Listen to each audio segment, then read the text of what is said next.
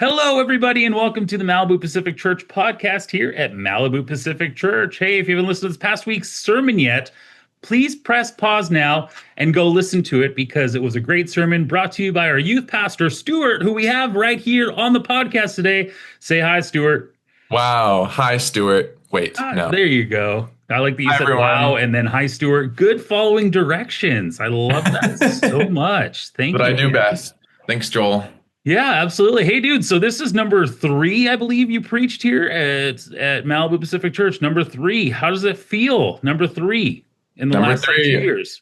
Well, hopefully it gets better every time, but I mean, it's fun to keep preaching at like the intervals that I've been at because I feel like every like 6 to 9 months, whenever I get to preach, I feel like I know everyone so much better who's in the congregation. That's just the best part about it is like knowing the Hmm. people. That's awesome. So, you were given assignment number three for the gratitude series. All right. Yeah. So, as you were prepping and heard about the series, what immediately came to the forefront of your heart and soul when you're asked to preach about gratitude? Mm. I feel like gratitude is one of those topics that's like it's hard because at least I feel like I'm the last person who should be preaching about it. And Hmm. also like I think Amy put it really well and that there's nothing new that we have to like talk about. There's no like revelatory gratitude fact that we Hmm. could like share with everyone. Um, I feel like what I was learning about gratitude is that it's just like I just got to be faithful with what I already feel about gratitude or what we already know about it. It's just one of those things we know what we should be doing, but we don't do it. You know what I mean? Yeah, absolutely. So you said you shouldn't be preaching on it. Why is that?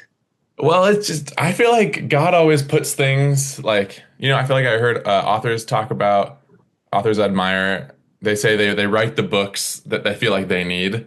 So I Hmm. feel like I like preach the sermon I feel like I need. Hmm. In that like I'm actively learning this. It's not like I'm preaching it as like an expert on it, but I Hmm. was like preaching it as like a student of the words as well.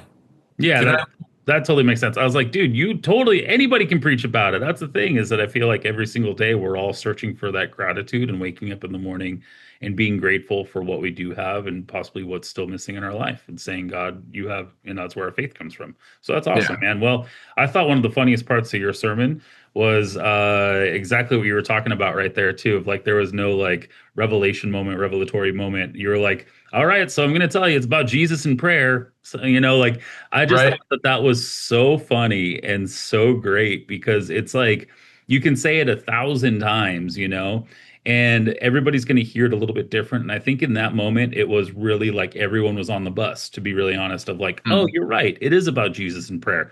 Because you just threw it out there going, surprise, here it is. There's nothing, anything like that. It's kind of like when Yeah. John Ortberg was praying or was preaching the week before Yeah. and he started, talking about, being a church for everybody in every story. And people like, whoa, that is Well, insane. It's almost like having, the camp speaker is what we say, like yeah. somebody with a Yeah. different voice come in.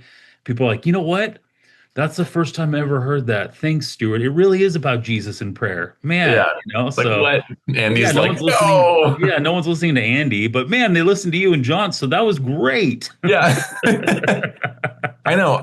John Ortberg is amazing and I admire him. And he preached this amazing message. And also it was just the gospel, That's which is right. just the foundation, like just surrender to Jesus. Like, what? Surrender? And it really is just the foundation, like level one. Yeah, and that's the Following first Jesus. time I'm hearing this. Yeah, it's wild. But I think that that's actually really great too because I know you and your team have all kind of like challenged each other or have preached at different points to different ages throughout the years and things like that too. And I just think that is so important for every age, not just Yeah. student ministry, to hear different voices to be pouring into it. So, Yeah. yeah, great stuff, man. Hey, so big question. I actually did get a question for you. All Oh, right, cool. ready Let's for do it. this? Uh, it's a get ready, okay? It's a So doozy. if you don't want to answer it, we can cut this part out of the podcast, okay? Okay. The question was, What was your burrito order? People really wanted to know. I'm not joking. It's so funny. Really? Okay. Yeah. Well, everyone really has to go to Establos. It's in Thousand Oaks. Yeah, somehow people were asking about Establos. They were like, okay, where No, is this place? Because you were talking about how it was like the perfect day, it's You were anointed. talking with you and Ashley. Yeah. It's just you just go and just ask for the Al Pastor burrito. It's the same thing as Jesus in prayer. The answer is just Al Pastor. Oh, There's no gimmicks the about it. pastor. It's Perfect. just I see what you did there. There we go. There's no gimmicks about the burrito. It's just really good meat, the perfect ratio of other contents. There's just like a little, just enough cilantro, just enough onion. Um, they have just enough lime. There's not like an overload of beans and rice. It's mostly just like a big roll of meat. Ooh, So the vegetarians will be trembling, but we'll be praying for them. That's all right. They get a bean and cheese burrito from Establos. There we go. All right. Well, seriously, everyone should go. that was the question that we had. So thanks so much for listening. No, I'm totally kidding. We're not done with the podcast just What's your yet. We got a burrito couple more order? questions, man. Hey, What? so as you're preaching, how did you prep specifically for this sermon? Yeah.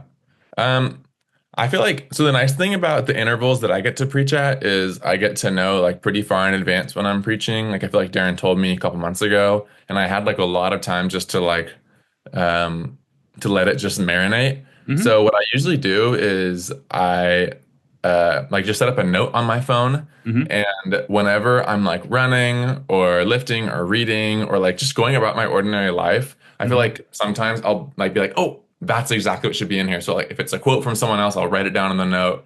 If it's scripture, I'll write it down. Just like general thoughts on whatever the topic is, especially this one, gratitude. Yeah, I just kind of put it all on there, and then I when I know it's time to get to work, I just kind of open it up, and I'm like, oh yeah, that's right, and then I just kind of put it all together. nice. That's Yeah. nice. And what was something that God maybe opened up for you while you were getting ready for this sermon? Mm, I feel like the note about praying for everything ordinary in my Yeah. life was something that I felt really challenged to do personally, Hmm. um, because there's a lot of moments in my day that feel like honestly like a slog and just like, okay, here we go again. Like I'm hitting this routine. Like for example, what I'm thinking about is our college group. I love to host the college group with Amy on Tuesday nights. And I got to go to Ralph's every Tuesday. Yeah. It's like clockwork. Like I'm a like really routine kind of guy. And Hmm. sometimes routines get dull, but in praying for everything ordinary, I tried praying for the college group and for the students that like I feel like God brought to mind Hmm. while I was grocery shopping. Hmm. And it was just such a good like, oh, like I'm doing this act of service for them to get the guacamole and cookie ingredients, and I'm like picking out the LaCroix or whatever, and I'm like praying like, oh, like God, thank you so much for like Lawson or Justin or whoever like I'm thinking about, and the newcomers and the guests. Um, and I feel like that was a really good way God kind of like showed me Hmm. to bring his presence into something that is super routine and I don't really have a choice of whether or not I'm doing. Mm. Yeah. So it's like all sorts of examples about that. Like, that's just something that fits my life, but I don't know what that is for your life. You're a parent, so you have like a lot more We have parental no routines responsibility. whatsoever. Just kind of live and survive every single day. So just That's kidding. great. No, we have so many, so many routines that it's ridiculous. And I feel you, man, when you start getting into the same cycle and almost feels mundane of like, oh, here we go again. It's refocusing and shifting your perspective on giving thanks to being like, hey, I don't have to, I get to. Like that's Yeah. one of my biggest things in life is that I have to go do this thing with the kids. It's like, no, no, no. I get to go do this thing with the kids. And if Yeah. we can shift that perspective, that has been one of the biggest things for me. And I say that constantly to my kids, like, oh, do we have to? And I look at them and they go, we get to, which is just, well, there it is, kids. Thanks, Dad. Yeah. And they get so mad about it too. And it's awesome. So, But I feel like it's gonna age really well. Like it'll like in like 10 years, like hmm. Penelope and Paisley will like be with their friends and they're like, no, guys, we get to do this. We don't have to. Hmm. Like my dad, every day when we're getting dropped off for school, we'd be getting out of the car and he's like, wait, Joanna Stewart, like, don't forget to be awesome today. Yeah. And I'd always be like, oh, thanks, Dad, and close the door. But now, like, as that like phrase has marinated and like sat with me, I like telling my friends, like, wait, don't forget you're awesome. Yeah. And It's right. It stays with you. Like it's awesome how much words from somebody can mean so much, but then also it's almost the snowball effect where then it goes out into the world and it's yeah, not just, you and your sisters or sister, and then it's actually going into the world with a whole college group, a whole youth ministry group in yeah, Malibu with people, with yeah. Juan Carlos down at Ralph's, Come you never on. know, right? Stay Yeah. awesome, man. Yeah. Yeah, we have another one. Let's go with sayings. We have another one that we say in our house that was passed down from us from Cindy Ludwig, actually. Oh, good. It's so fun. Cindy Ludwig is our preschool director, and Shannon started going to KFC with her in second grade, Kids for Christ, and found Jesus at this church, Come on. baking cookies during Christmas. So my wife, who's 29. Just kidding. But let's say she's 29. It's been her 29th birthday for the last 12 years. That's fine. She the something that Cindy's always said to everybody, and we say it now as well because our kids went through the preschool with her and things, Yeah. was there's always room for one more friend. Don't forget, Yeah. there's always room for one more friend. And so I constantly, my middle child Paisley says that to Paxton all the time. Paxton, don't forget, there's always room for one more friend. So it's a So sweet sweet. reminder when people get to pour into that because I think gratitude comes from that and wisdom comes Yeah. from that too because it's that shift of perspective. Yeah. Yeah. All I right. like the idea of Paisley like indoctrinating Paxton. She Don't forget. has. She has, but in some bad ways too. I'm gonna this is behind the scenes. This is the podcast. Everybody's listening. There's a famous character called Sonic the Hedgehog that Paxton absolutely loves. Oh, good. And my kids like to play pranks, but their pranks are pretty weak compared to like what I did, which is great because my pranks made me almost go to jail multiple times. Like theirs is like, haha, I hid your car keys. They're in the refrigerator. Haha, I got you. And they give them Frank. to me as soon as I say, where are my car keys? And they laugh. Like there's just like, I don't even have to look for where are my car keys. It's in the refrigerator. Gotcha. And I'm like, So good. oh, you got me. And like my parents are like, where's the car? And I'm like, I'm in Vegas, like, anyways.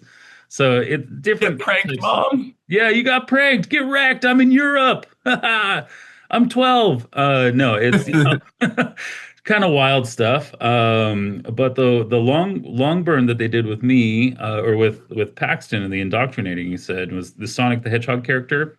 They Uh, called him Butt Cheek.